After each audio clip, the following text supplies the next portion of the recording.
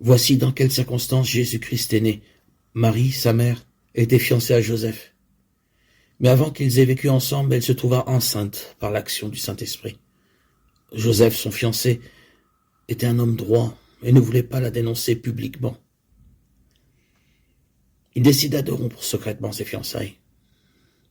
Comme il y pensait, un ange du Seigneur lui apparut dans un rêve et lui dit « Joseph, descendant de David, ne crains pas d'épouser Marie, car c'est par l'action du Saint-Esprit qu'elle attend un enfant. Elle mettra au monde un fils, que tu appelleras Jésus, car il sauvera son peuple de ses péchés. » Tout cela arriva afin que se réalise ce que le Seigneur avait dit par le prophète. La Vierge sera enceinte et mettra au monde un fils, qu'on appela Emmanuel. Ce nom signifie Dieu est avec nous.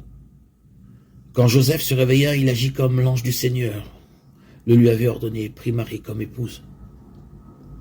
Mais il n'eut pas de relation avec elle jusqu'à ce qu'elle ait mis au monde son fils que Joseph appela Jésus.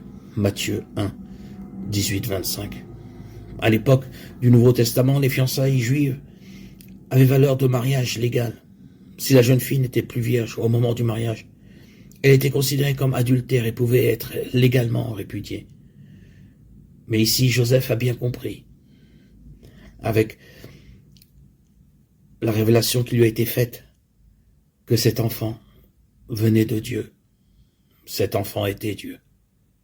Et il ne la répudia pas.